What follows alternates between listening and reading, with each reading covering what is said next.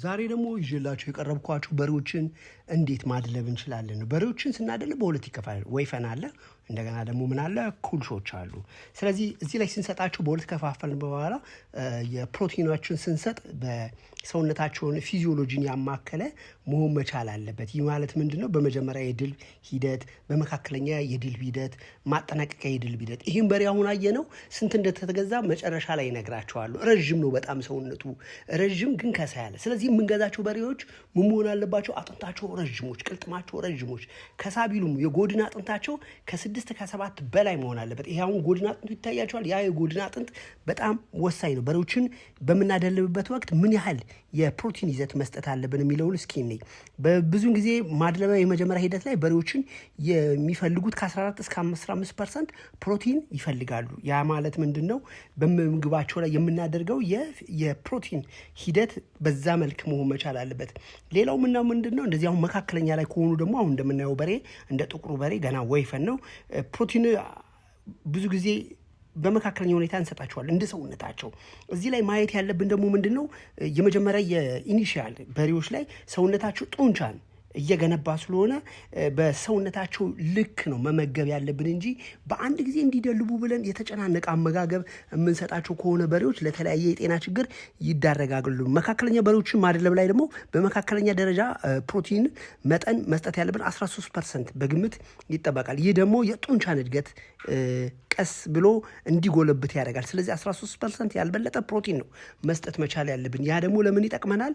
የሚደልቡ በሬዎች ቀስ እያሉ እንዲደልቡ ፕሮቲን መጠናቸው ሰውነታቸው ውስጥ እየተገነባ የሚሄደው በዛ መልኩ መሆን ማለት። በሬ ምን ያህል ፕሮቲን መጠን መስጠት አለብን በሚለው ላይ ደግሞ በመጀመሪያ የማወፈር ሂደት፣ መካከለኛ የማወፈር ሂደት፣ የመጨረሻ ደረጃ የማወፈር ሂደት በሚለው ብዙን ጊዜ በዛበት በጣም ፕሮቲን የበዛበት ነገር አንሰጥም።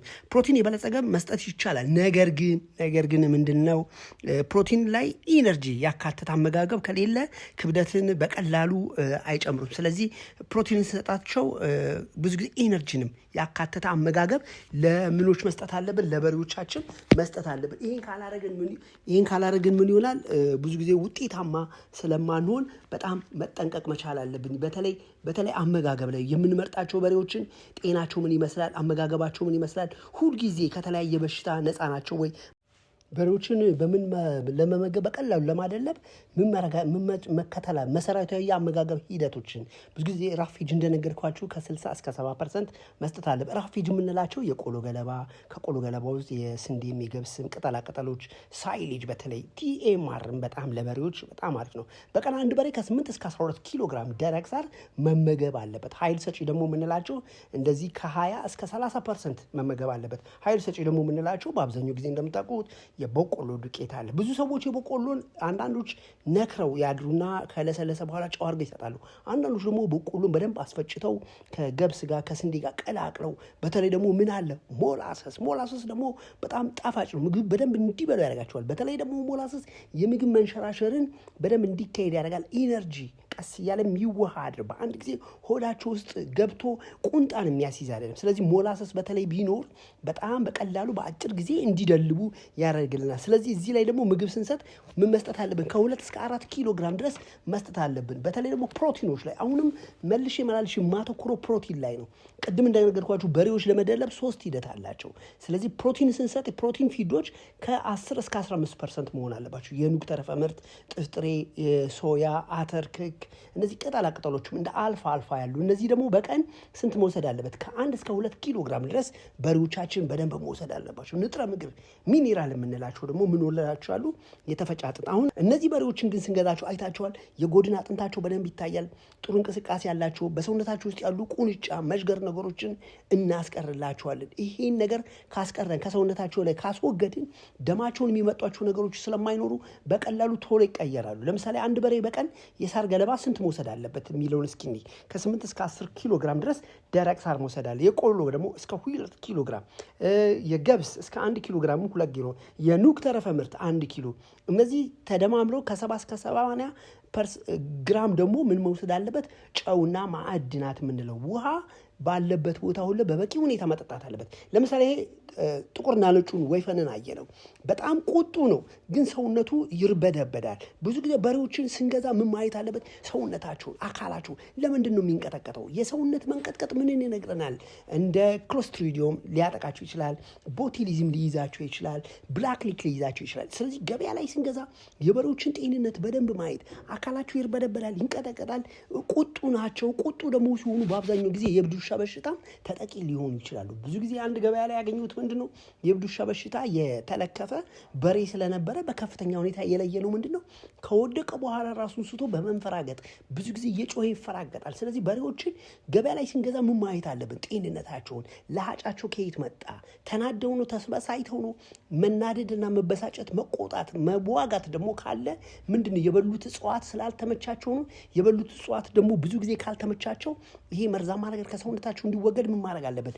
በቂ ውሃ መስጠት። ከዛም ደግሞ ገለል አድርጎ ለብቻቸው እንዲረጋጉ ማድረግና እንደ ትራንክሊሳንት የሆኑ ማረጋጋ መድኃኒቶችን የሰውነትን ቁጣ ከነርቭ ሲስተም ጋር እንዲግባቡ የሚያደርጉ መድኃኒቶችን ሰጥተን እንዲረጋጉ ማድረግ አለብን። እዚህ ላይ መጠንቀቅ ያለብን የእብድ ውሻ በሽታ ግን ከሆነ ቶሎ ብለን ማስወገድ መቻል አለብን። በተለይ ሁል ጊዜ መጠንቀቅ ያለብን በሬዎቻችን ላይ በቫይረስ የሚመጡ በሽታዎች አሉ፣ በባክቴሪያ የሚመጡ በሽታዎች አሉ። እነዚህ በሽታዎች በእርባታችን ውስጥ በምንም ተአምር መገኘት የለባቸው። ስለዚህ በሬዎችን ስንገዛ የመጀመሪያው ስራ የምንሰራው እነዚህን በሬዎች በጣም የሚገርመው ቀዩን በሬ የተገዛበት ዋጋ 110,000 ነው። ጥቁሩ የተገዛው 105,000 ነው። ይሄ ጥቁር በነጭ ደግሞ አጠር ያለው የተገዛው እሱ 100,000 ነው። እነዛ ትናንሾቹ ቅድም እንደነገርኳችሁ 30,000 ነው የተገዙት። ስለዚህ በሬዎችን ስንገዛ ከፍተኛ የሰው ቁጥር ያለበት ገበያ ውስጥ ገብተን አይደለም መግዛት ያለብን። ሁልጊዜ መግዛት ያለብን ልጅነታቸውን፣ እድሜያቸው። በአብዛኛው ጊዜ እንደነገርኳችሁ የምንገዛቸው በሬዎች ምን መሆን አለባቸው? እድሜያቸው ከ2 ዓመት ተኩል 3 ዓመት እስከ 4 ዓመት ድረስ ያልደረሱ፣ በአብዛኛዎቹ በእርሻ ጡንቻቸው ያልጠነከረ። ስለዚህ እኛ ጋር መጥተው የተለያየ ምግብ በሚበሉበት ወቅት ምን ይሆናሉ? ሰውነታቸው ቶሎ ይሳሳል፣ ጡንቻቸው ያድጋል፣ ኪሎ ይጨምራሉ። ይሄ ደግሞ ፕሮቲንን ሁልጊዜ ምን መስጠት አለብን ብያቸዋለሁ? ከ15 እስከ 20% መስጠት አለብን። የስንዴ ዱቄት በጣም አስፈላጊ ነው። ከ4 እስከ 6 ኪሎ ግራም መስጠት መቻል አለብን። አልፋ በቀን ውስጥ ከ15 እስከ 25 ኪሎ ግራም መስጠት አለብን። ለማን? ለበሬዎቻችን። አለበለዚያ በሬዎችን ገዝተናቸው በዓላት ስለመጣ ስላላወጡልን አይደለም ሁሌ መረበሽ ያለብን። ሁልጊዜ ገበያን መሰረት ያደረገ ስራ ነው መስራት ያለብን። ለምሳሌ አሁን ወቅቱ ሰኔ ነው። እነዚህ ግንቦት ላይ ነው እነዚህ በሬዎች የተገዙት። ስለዚህ ሰኔ ላይ የምንገዛቸው በሬዎች ምንድናቸው? የእኛ ሀገር ገበሬዎች በአብዛኛው በሬዎችን የሚገዙት ሰኔ ላይ ነው። ስለዚህ ሰኔ ውድ ነው፣ ግን ወደ ሩቅ ቦታ ደግሞ ሄደን በሬዎችን መምረጥ አለብን። የምንመርጣቸው ደግሞ በሬዎች ወይፈኖች፣ ኩልሽና ወይፈን ለያይተን መምረጥ አለብን። ይህን ስናደርግ ነው ወደ ማድለብ ስራ ላይ በደንብ ጠልቀን ገብተን ውጤታማ ልንሆን የምንችለው። በተለያየ ጊዜ እንደነገርኳችሁ የበሬዎች ማድለብ ስራ እስከ 45 ቀን አለ፣ እስከ 60 ቀን አለ፣ 75 ቀንም 90 ቀንም 3 ወርም አለ። ግን ብዙ ሰዎች አሁን ያልገባቸው በሬዎችን በምግብ ብቻ አይደለም፣ ሕክምና የመጀመሪያውና ዋና ነው። በሬዎችን ከገበያ ላይ በምንገዛቸው ወቅት በተለያየ በሽታ ኢንፌክትድ ሆነው ተሸካሚ ሆኖ ስለሚመጡ በረታችን ላይ ከመጡ በኋላ ይታመማሉ። የምግብ መንሸራሸር ፍላጎት አይኖራቸውም።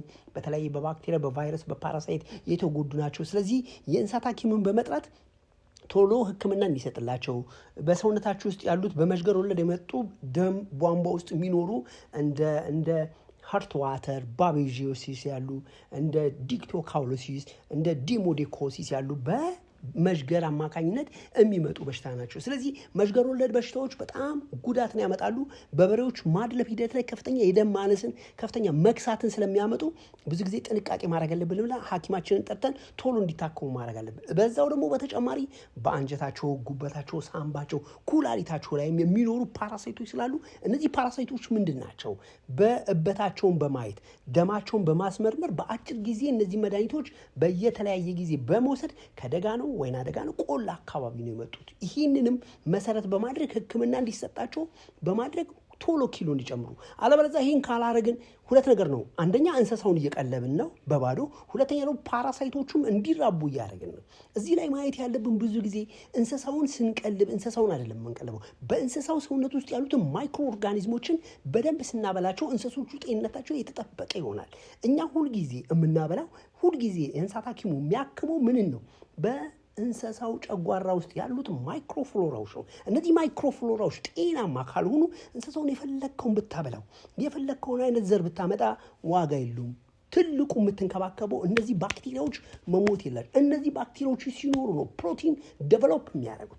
እነዚህ ፕሮቲኖች ናቸው አድገው ከዛ በኋላ እንስሳው ኪሎ እንዲጨምር፣ እንስሳው ጤናማ እንዲሆን፣ እንስሳው የምትበላው ስጋ ለስላሳ ሆኖ ተወዳጅ እንዲሆን የሚያደርጉት እነዚህ ናቸው እንጂ እንስሳው ላይ አይደለም። ህይወት ያለው እንስሳው ላይ ነው። ግን እንስሳውን የሚሞሩት ጨጓራ ውስጥ ያሉት ባክቴሪያዎች ነው። እነዚህ ባክቴሪያዎች በደንብ እንክብካቤ ካላደረግን ከመጠን በላይ ከሆኑ ወይም ደግሞ በተለያየ በምግብ መመረዝ፣ በምግብ በብዛት በመታመም ከተዳከሙ እንስሳው የፈለገ ብታበላው ጤናማ አይሆኑም።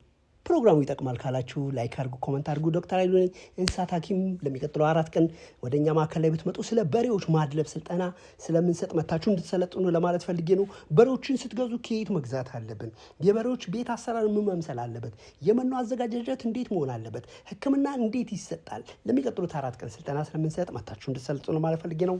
መልካም ጊዜ።